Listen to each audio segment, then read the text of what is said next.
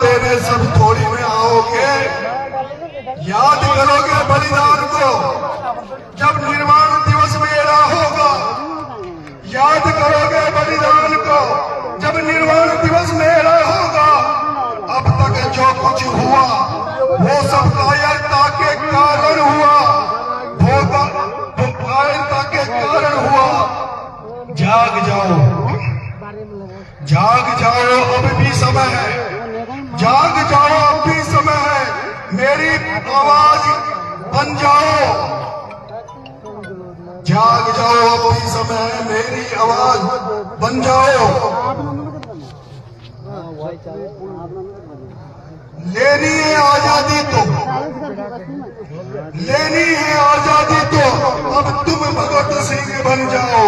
बार बार देता हूं निमंत्रण, बार बार देता हूं निमंत्रण, आखिर कब तक सोओगे। बार बार देता हूं निमंत्रण, आखिर कब तक सोओगे।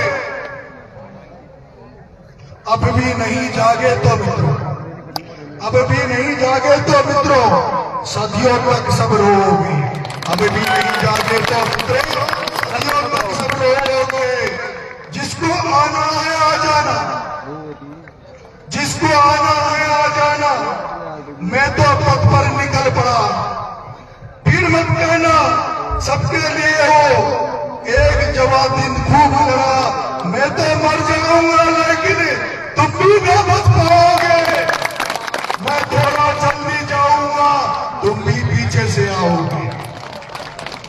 ये मेरे एक भाई ने मुझे लाइनें भेजी थी जो मैंने आपको पढ़ के सुनाई, जो इस छपरा छिपाबड़ोद की जनता का दुख दर्द उसने अपने दिल में समेट के मुझे भेजा है और मुझसे आशा करता है। छपरा छिपाबड़ोद की जनता जनार्दन, माताओं बहनों, युवा साथियों, किसान भाइयों, मंच पर बैठे किसान भाइयों, पंच पटेलों, ये देख लो मंच, ये मंच देख लो। इस पर कोई नेता नहीं है, इस पर कोई नेता नहीं है, कोई पार्टी का झंडा नहीं है। अगर बैठे हैं तो सर्व समाज के पंच पटेल बैठे हैं, पंच पटेल बैठे हैं। कोई कहां से आए, कोई कहां से आए, आपके बेटे को आशीर्वाद देना। पिछले समय में एक पार्टी में काम करता था। कांग्रेस पार्टी के बड़े नेताओं ने कहा कि नरेश जाओ छपरा में तैयारी करो, तुम्हारा टिकट फाइनल है, तुम्हें टिकट देंगे। मैंने कहा साहब मैं चला भी जाऊंगा, तैयारी भी करूंगा, मेहनत भी करूंगा, लेकिन वहां की जो राजनीति है, वहां की राजनीति बड़े आदमियों के हाथ में है, करोड़पति अरबपतियों के हाथ में है। आप मेरे से मेहनत भी करवा लोगे, मेरा पैसा भी खर्च करवा दोगे, और फिर पता चला कि उन्होंने इतना पैसा दे देंगे जो मेरी मेहनत पे पानी फिर जाएगा, मेरे पैसों पे पानी फिर जाएगा। और आज वही हुआ, आज वही हुआ। मैंने मेहनत भी करी, लोगों का दिल जीतने का प्रयास भी किया और टिकट मांगने का प्रयास भी किया, लेकिन जब उनको लगा यहाँ के व्यापारी जो लोग नेतागिरी में बैठे, जो बीजेपी कांग्रेस का गठबंधन है, बीजेपी कांग्रेस के जो मिलकर जो नेता यहाँ नेतागिरी करते हैं, उनको लगा ये जो कहावत है, एक कहावत गांव में कहते हैं, भूत के लक्कड़ पालने में ही दिख जाते हैं। और ये नेता तो इस तरह से जानते हैं, इन नेताओं को ये लगता है कि कोई व्यक्ति अगर राजनीति में किसान परिवार से आएगा, गांव के परिवार से आएगा, खेत कार्यों में काम करके आएगा और संघर्ष की राजनीति करके आएगा, तो ये हमारी दलाली की राजनीति, हमारी पैसे की राजनीति को खत्म कर देगा। इसलिए यहाँ के बीजेपी कांग्रेस के सभी बड़े नेताओं ने एक होकर वही किया जो मैं यहाँ 2 महीने पहले कहता था। मैं कहता था मेरा नेता मजबूत है, मेरा नेता मुझे टिकट देगा, लेकिन मैं जानता था कि हो सकता है एक दिन ऐसा है जब मेरे नेता की नहीं चलने दे, क्योंकि मैंने देखा है यहाँ जो 100 करोड़ के आदमी बैठे हैं, यहाँ के व्यापारी बैठे हैं, वो राष्ट्रीय पार्टियों के राष्ट्रीय नेताओं को खरीदने की औकात रखते हैं। मैंने कहा था, प्रमोद जैन भैया कहता था मेरा पैसा राहुल गांधी तक जाता है, मेरा पैसा खड़गे तक जाता है, मेरा पैसा AICC तक जाता है, मेरा पैसा नोटा तक जाता है। मैं समझता तो था जब इसका पैसा राहुल गांधी तक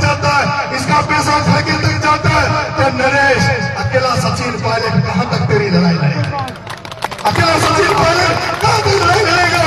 लेकिन मेरे भाइयों, इस बीच में इन्होंने प्लान किया, अगर नरेश मीणा यहाँ रहा, नरेश मीणा आरोपी की धरती में रहा, तो हो सकता है नरेश मीणा हजारों लोगों को लेके, क्योंकि मैंने प्लान कर रखा था यहाँ के आम जनता को लेके, हजारों लोगों को लेके मैं प्रदेश कांग्रेस कार्यालय पे टिकट मांगने जाने वाला था। इनको ये पता लग गया कि नरेश मीणा हजारों लोगों को लेकर टिकट मांगेगा तो फिर वो हमारे पैसों में पानी फेर देगा, उसको टिकट देने के लिए मजबूर होना पड़ेगा। लेकिन इन्होंने फिर क्या षड्यंत्र किया? इन्होंने षड्यंत्र किया मेरे भाइयों, मेरे पे झूठे 8 मुकदमे लगा दिए। 1 महीने में इस हिंदुस्तान में किसी नेता पे 8 मुकदमे नहीं लगे जितने आपके बेटे पे इस भारत की धरती में 8 मुकदमे केवल मात्र 1 महीने में इन्होंने लगा दिया। और उससे भी इनका पेट नहीं भरा, उन मुकदमों से पेट नहीं भरा। इन्होंने 2 बार आपके बच्चे को जेल भेज दिया, उससे भी इनका पेट नहीं भरा। तभी इन्होंने क्या किया? इन्होंने मेरी राजभाषा की फाइल खोल, मेरी राजभाषा की फाइल खोल दी। आप शायद लोग नहीं जानते, या तो जो गुजरात में हार्दिक पटेल पे जो केस लगाया गया था, हार्दिक पटेल पे जो राजभाषा लगाई गई थी, हार्दिक पटेल को जो गुजरात से बाहर रखने की साजिश रची गई थी, आपका बेटा वो वीर बेटा है, आपका बेटा वो बहादुर बेटा है, जिस पर भी राजस्थान की सरकार प्रमोद जैन भाया प्रताप सिंह सिंघवी ने मिलकर राजभाषा खोलने का प्रयास किया। और इनका मन था कि नरेश मीणा को 1 साल के लिए जेल डाल दो, ना रहेगी बांस ना बजेगी बांसुरी। जब नरेश मीणा नहीं रहेगा, नरेश मीणा चुनाव में लड़ेगा ही नहीं, तो कौन बात रखेगा? और यही कारण है कि मैं पिछले 1 महीने से, आपको पता है चुनाव सिर पर था, टिकट सामने था, लेकिन आपका बेटा चुनाव की तैयारी नहीं कर पाया, टिकट की लड़ाई नहीं लड़ पाया। अरे मैं तो फरारी काट रहा था, मैं तो यहाँ से 500 किलोमीटर 4 किलोमीटर यहाँ की पुलिस ने आपके बेटे को तलवार की ठोकरें खिलाने के लिए मजबूर कर दिया, आपके बेटे को फरारी काटने के लिए मजबूर कर दिया। फिर मैं बंबई बैठा, एक दिन आदरणीय पायलट साहब का फोन आया, आदरणीय पायलट साहब का फोन आया, उन्होंने किसी के माध्यम से फोन करवाया, उन्होंने कहा नरेश कोई चिंता की बात नहीं है, नरेश चिंता की बात नहीं है, तू दिल्ली आ जा। मैं दिल्ली पहुंचा, मेरे से कहा 99.99% नरेश, 99.99% नरेश, तेरा टिकट फाइनल है, मैं तेरी लड़ाई लड़ रहा हूं। और मुझे पता उन्होंने मेरी लड़ाई कितनी मजबूती से लड़ी, लेकिन फिर भी वही हुआ, 2 वोट वाले बीच में आ गए, 4 वोट वाले बीच में। वो भंवर जितेंद्र सिंह अलवर का राजा, वो भंवर जितेंद्र सिंह अलवर का राजा। आप और हम जातियों में बढ़ जाते हैं, किसान परिवार आपस में लड़ते हैं, वो भंवर जितेंद्र सिंह अलवर का वो राजा, वो दिग्विजय सिंह मध्य प्रदेश का राजा। सबने एक होकर आपके बेटे का टिकट कटाकर करण सिंह राठौर, जिसके पास 2-4 वोट नहीं है, उसको टिकट दिलाया। मेरा नेता ने लड़ाई लड़ी, मेरे नेता की नहीं चल पाई। और मैं चाहता हूं मेरा नेता कहीं भी होगा, लेकिन उसका आशीर्वाद मेरे साथ, मेरे नेता सचिन पायलट का आशीर्वाद मेरे साथ है। और मैं इस मंच में कहना चाहता हूं, इस चाचा में कहना चाहता हूं, मैंने जो गुर्जर मीणा समाज की इस राजस्थान में एक लकीर खींची है, जो लकीर मैंने सौहार्द की खींची है, जो लकीर मेरे भाईचारे की खींची है, जो गुर्जर मीणाओं को मिलाने की राजनीति सचिन पायलट ने और नरेश मीणा ने इस राजस्थान में चालू की है, उसको कोई रोक नहीं सकता, उसको कोई टोक नहीं सकता। जब तक मैं जीतता हूं, मेरी रगों में खून दौड़ता है। मैं राजस्थान में जो किसान कम्युनिटी है, चाहे वो जाट समाज हो, यादव समाज हो, जो भी किसान कौम है, उन किसान कौमों को एक मंच पर लाने का प्रयास करूंगा। ये आप फोटो देख रहे हो, इन फोटो को देख लो, यहाँ किसी पार्टी के नेता का नहीं लगा, ये स्वर्गीय राजेश जी पायलट साहब की फोटो है, ये उस राजेश पायलट की फोटो है जो इस राजस्थान में किसान नेता के नाम से जाना गया। ये वो ज्योतिबा फुले की फोटो है, जो ज्योतिबा फुले ने इस देश की नई नींव रखी, उनकी पत्नी ने, उन्होंने इस देश की गरीबों की सेवा करी। और बाबा साहब भीमराव अम्बेडकर को आप सब लोग जानते हो, आज जो हमारे भाई है, आज जो लाइमलाइट में, तो इस बाबा साहब भीमराव अम्बेडकर की देन है। आज ये देश चल रहा है तो इस बाबा साहब भीमराव अम्बेडकर के संविधान की वजह से देश चल रहा है। और वो देख लो भगत सिंह, इस भगत सिंह की फोटो देखने के बाद मुझे लगता है कि वो अगला 23 साल की उम्र में, मात्र 23 साल की उम्र में जानबूझकर अपने देश की आजादी के लिए कुर्बान होते हैं। नरेश तूने क्या किया? तूने तो कुछ नहीं किया। नरेश तेरे पे मुकदमे लगे, जेल गया, कुछ नहीं हुआ। मैं भी भगत सिंह बनना चाहता, लंबी रेस का घोड़ा, लंबी जिंदगी नहीं जीना चाहता। नरेश मीणा 100 साल नहीं जीना चाहता। नरेश मीणा तो 4, 2 साल, 4 साल जीना चाहता है। लेकिन नरेश मीणा ऐसा बनना चाहता है जब नरेश मीणा शमशान घाट की तरफ जाए तो एक ही चाह सकता हूं कि नरेश मीणा के दाह संस्कार में इतने लोग इकट्ठे हो जाए, जो बड़े बड़े नेता, इतनी सी चीज। टिकट कटा दिया, टिकट नहीं दिया। और आप देखो आदरणीय पायलट साहब की वजह से किस तरह से मुझे लाड प्यार आशीर्वाद मिल रहा है। ये आपके सामने ये गुजर बाबा कहां से चल गया? ये सपना देखते हैं कि कोई मीणा समाज में एक बच्चा ऐसा पैदा हुआ जो सब जातियों को लाके लेकर चलना चाहता है, सब जातियों में जात चाहता। मैं छबड़ा छिबरों की जनता आपसे कहना चाहता हूं, यहां लोग कहते हैं कि यहां तो टिकट वाला जीतेगा, यहां तो फलाना जीतेगा। आपके बेटे ने सन 2004 में राजस्थान की राजधानी में सबसे बड़े विश्वविद्यालय का टिकट मांगा था। राजस्थान की राजनीति में राजस्थान विश्वविद्यालय का प्रास्थान है और उसका मैंने टिकट मांगा था। उस समय भी वहां भी यही होता था, यूनिवर्सिटी में भी यही होता था।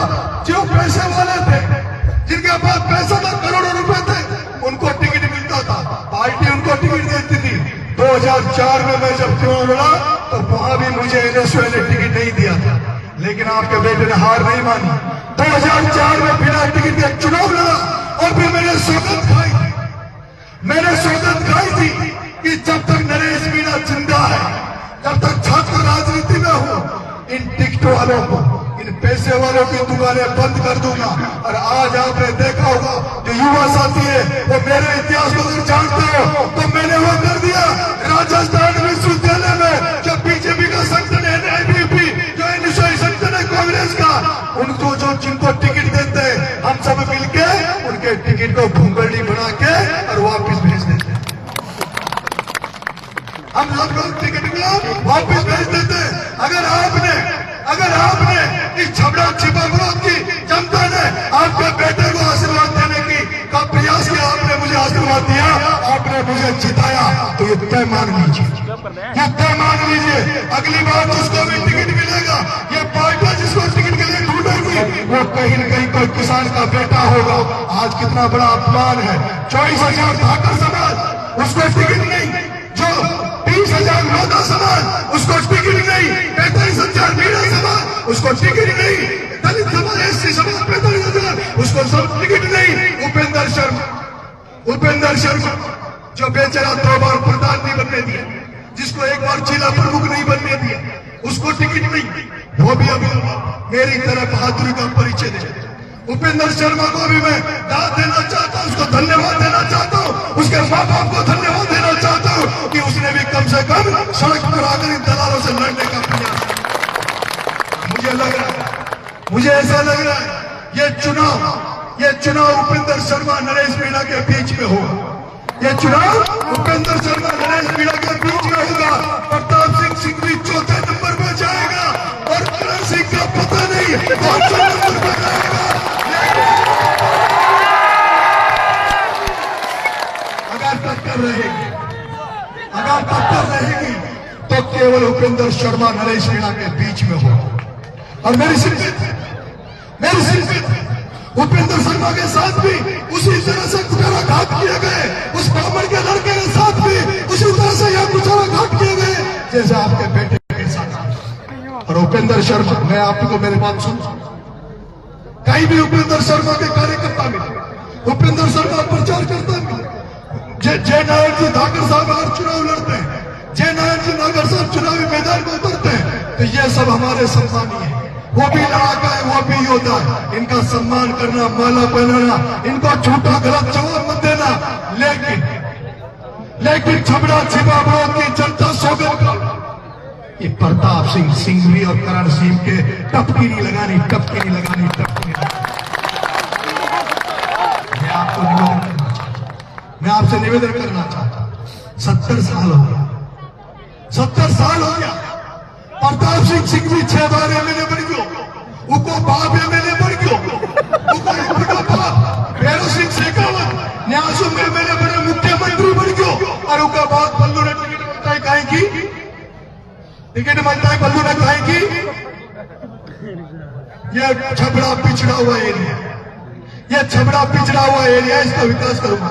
अरे प्रताप सिंह सिंघवी, तू 6 बार एमएलए बन गया, तेरा बाप एमएलए बन गया, तेरा बड़ा बाप भैरव सिंह शेखावत एमएलए बन गया, मुख्यमंत्री बन गया।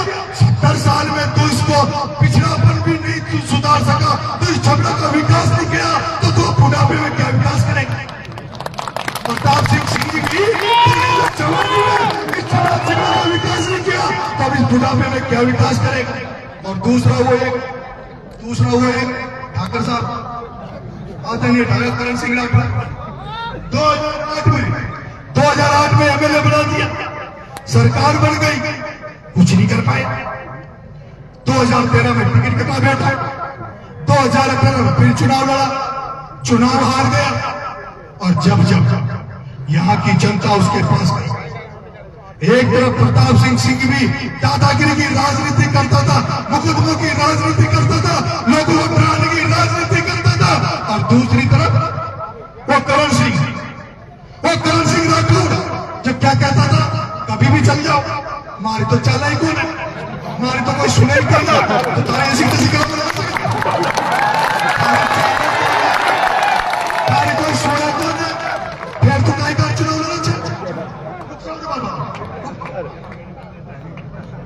थारी चाल कौन है, थारी लुगाई तो सुना चाहिए, कौन सुना चाहिए इसको पूछ लो। करण सिंह थारी लुगाई थारी सुना चाहिए, न सुना चाहिए तो बता। आपका बेटा 2 महीने में आया है, मात्र 2 महीने आपके बीच में तक घूमा है। मेरे पास कोई वार्ड पंच नहीं, मेरे पास कोई पद नहीं, लेकिन यहाँ के लोगों ने कहा कि साहब मां का लोड शेडिंग का नाम पर लाइट काट लीजिए, आएंगे मां का लोड शेडिंग आओ चल लाइट काट ले जाइए ना, इनको फोन करा जा तो खींचे लोड शेडिंग आ गया, उनका मैं आ रहा हूं सेटिंग करना।